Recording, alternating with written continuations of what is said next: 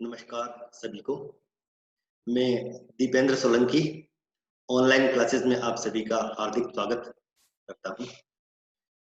आज हम पढ़ेंगे BSc part first botany paper second का टॉपिक फंजाई यानी कवक और उसके जनरल कैरेक्टर्स पढ़ेंगे। इसके जनरल कैरेक्टर्स कुछ हमने पढ़ लिए थे पार्ट फर्स्ट के अंदर, बाकी बचे हुए जनरल कैरेक्टर्स हम आज वापस प्रारंभ करते हैं। पार्ट वन में हमने पढ़ा था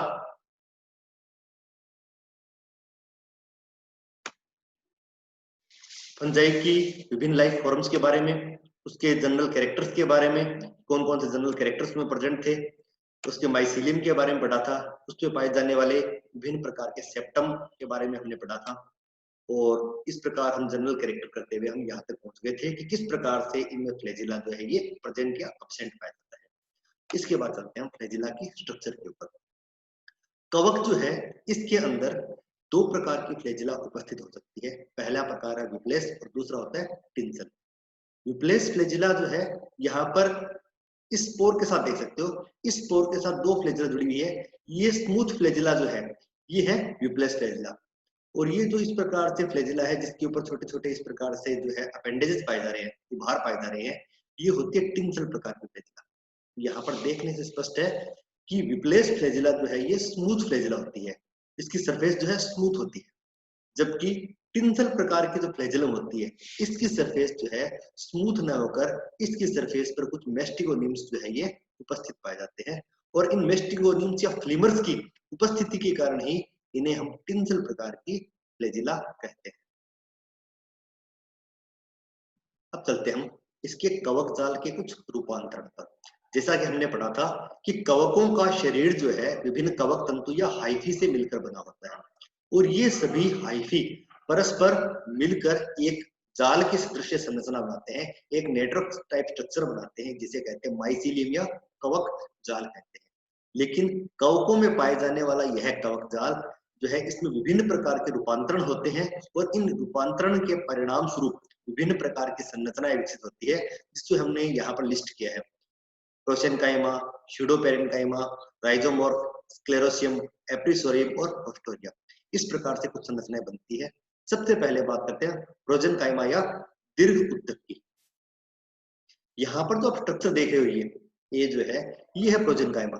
इसमें क्या होता है, ये विभिन्न कवक तंतु है, ये कवक तंतु एक दूसरे के पास पास स्थित होते हैं, और ये स्थित होकर एक संगठित उत्तक का निर्माण कर लेते हैं, और यह उत्तक कहलाता है प्रोजेनकाइमा कहते हैं। लेकिन इस उत्तक की खास बात यह होती है कि प्रत्येक कवक तंतु का अपना स्वयं का अस्तित्व होता है, ये अपनी इंडिविजुअलिटी बनाए रखते हैं।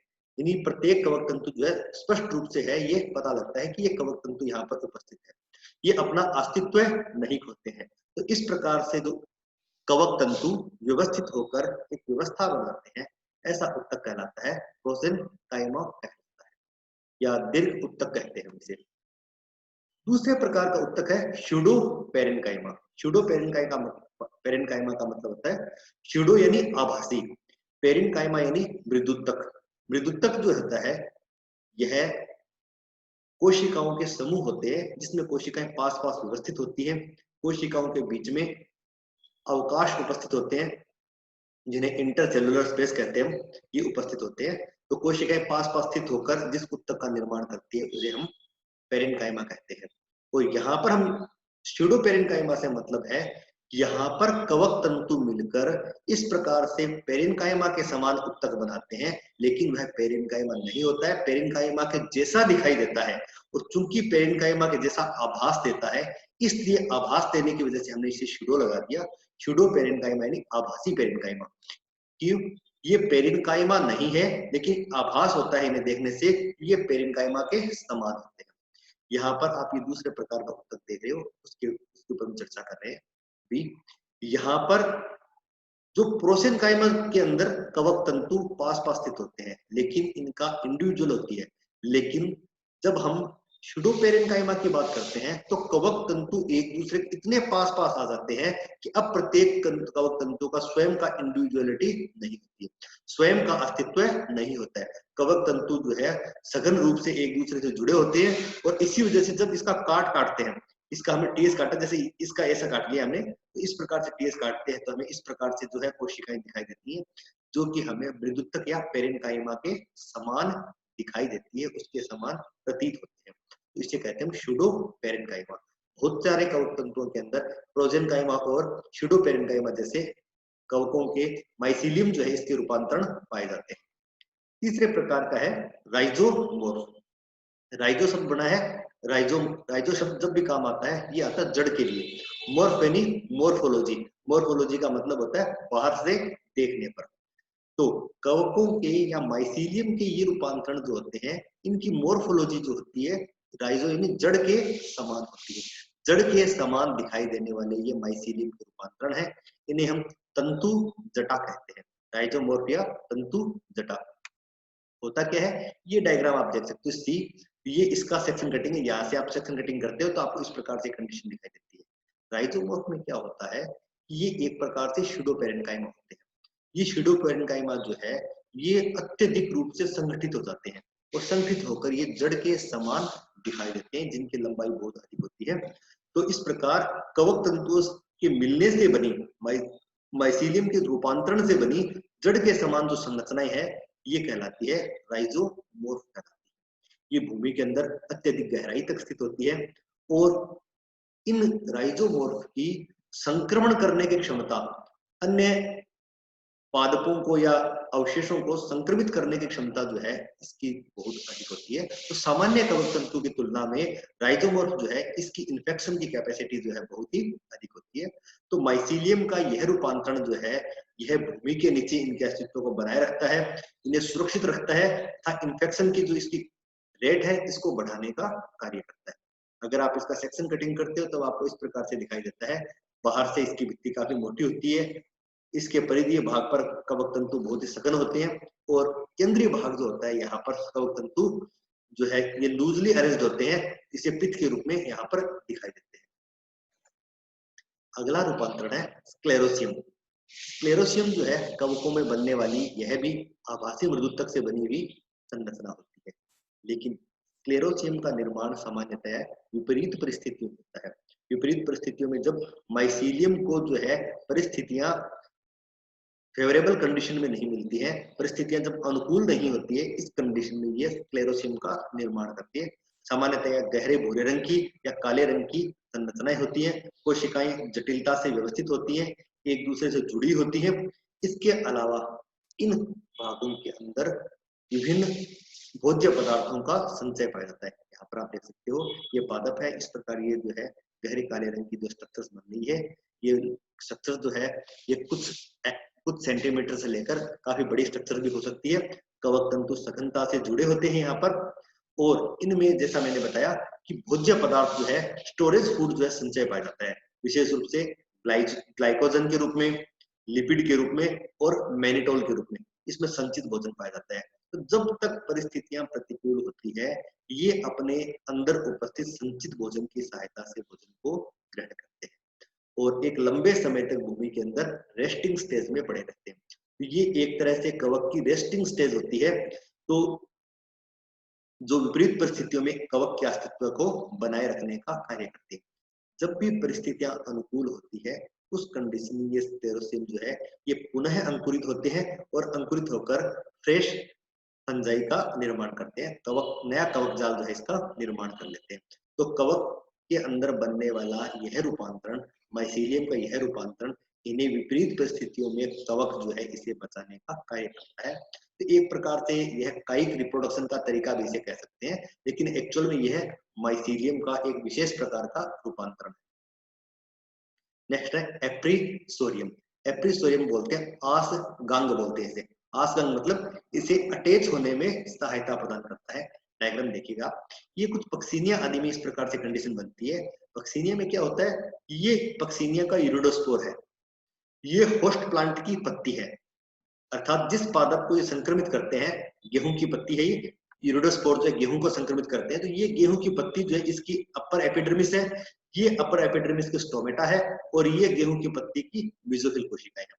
तो यूरिडोस्पोर जब गेहूं की पत्ती को संक्रमित करते हैं तो यूरिडोस्पोर से एक जर्म ट्यूब निकलती है और यह जर्म ट्यूब इस गेहूं की पत्ती के स्टोमेटा के थ्रू अंदर प्रवेश करने से पहले एक फूली हुई संरचना बनाती है, जिसे कहते हैं एप्रीसोरियम कहते हैं।